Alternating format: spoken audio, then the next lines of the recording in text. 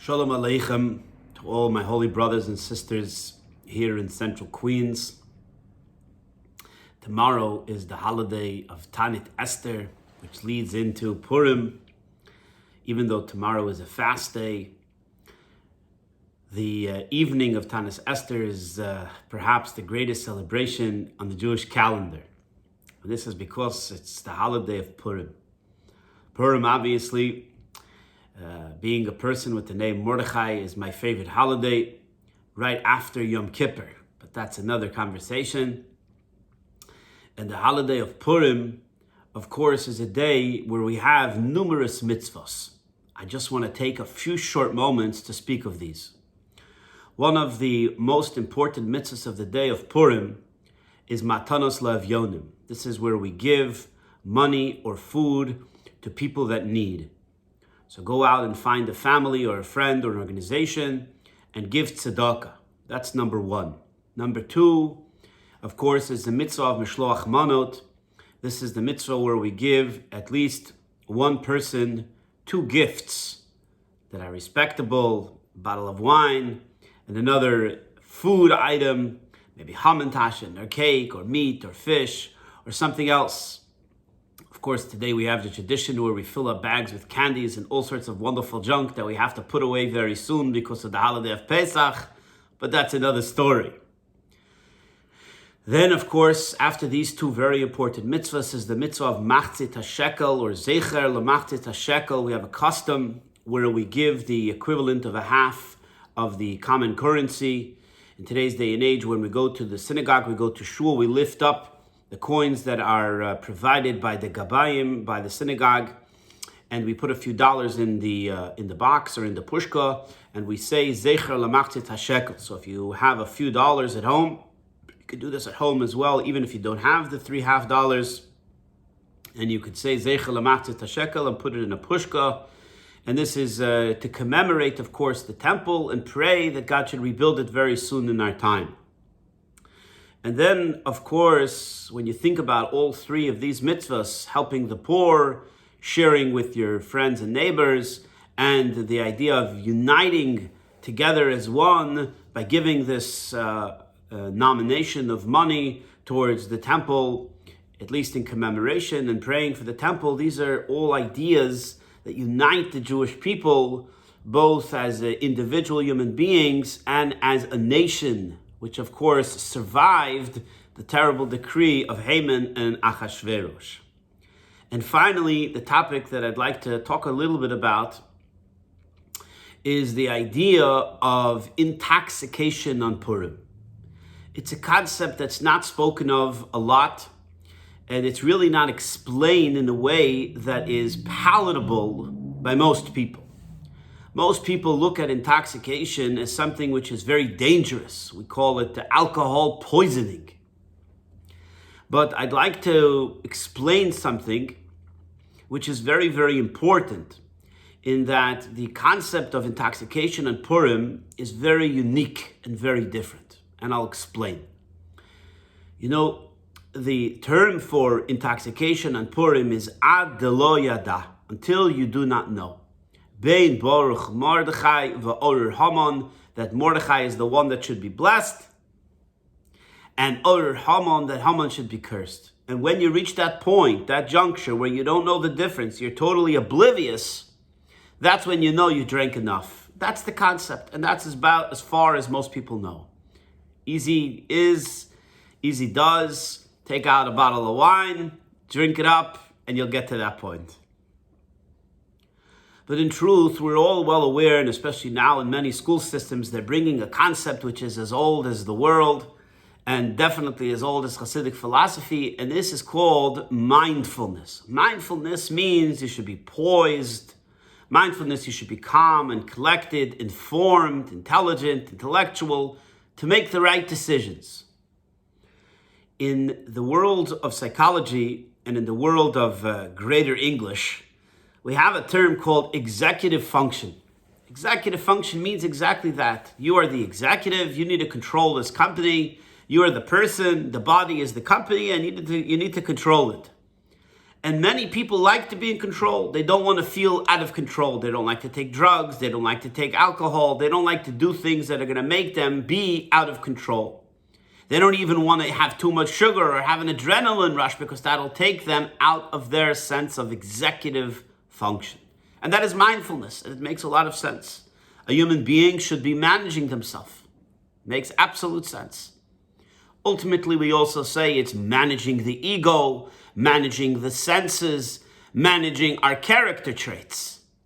That's executive function. After executive function, there is something called meta-mindfulness. Meta-mindfulness is a little bit deeper than executive function. It's not you're the supervisor, you're the active person on the front line, actually managing the character traits, the senses, the decisions. So it's ego management hands-on. And this we could call simply meta-mindfulness.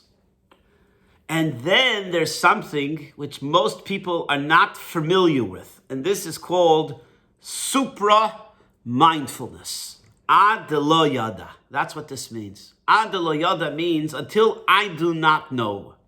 Supra Mindfulness. You see, the mind is a very, very beautiful place and a very beautiful thing. And human beings want to use the mind, utilize its tools and techniques and skills, and control it. But the mind is limited. The mind is a creation, and it has its parameters. So the mind could grasp up to this, and then after that, it just won't understand it, it won't grasp it, it cannot fathom it. That's called supra-mindfulness. Executive function will be at a standstill. And meta-mindfulness will be at a standstill because supra-mindfulness is outside of the mind. It's beyond the parameters and limitations of the mind, quite frankly. Ad lo yada is a concept that has been talked about for over 2,000 years. Maybe not with the greater English that we presented today. This idea of supra-mindfulness. But what it does is it tells the human being it's okay to let go. Put the executive functioning away for a few moments. Put the meta-mindfulness away for a few moments. Allow the mind, the human totality, the human being to go outside of the mind. Surrender, let go, just a little bit for a short period of time, ad lo yada. And when you reach that point, stop. You see, that takes training.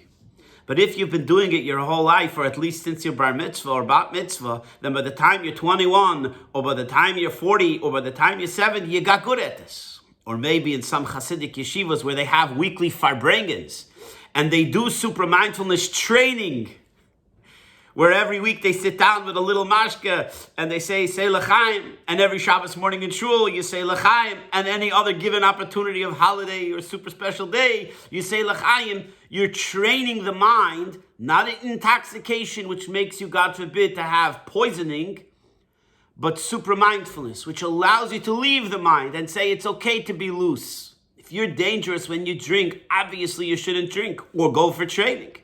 If alcohol for you is an allergy or some sort of adverse reaction, obviously this isn't for you. Just like if you don't like wine on Shabbos or wine is not good for you, you could make Kiddush on Challah. There are other ways to fulfill this mitzvah of Ad lo yada on Purim. But supra-mindfulness should not, nor cannot be eradicated from Torah. This is what the Torah is telling us, explains the Hasidic masters and many of the halachic authorities. You need to go into this state of supra-mindfulness on the holiday of Purim.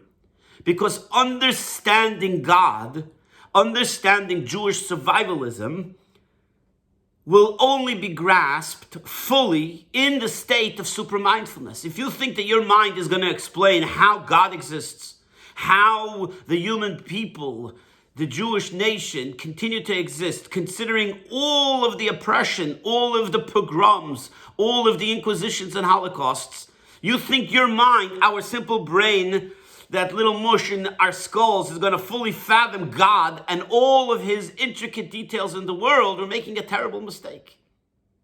This is the story of Purim, going out of the box, going above and beyond the mind, just for a short period of time, to enable ourselves to say, I don't get it, but I get that I don't get it. And allow myself to just experience that in the state of Supra Mindfulness, Ad Lo Yoda.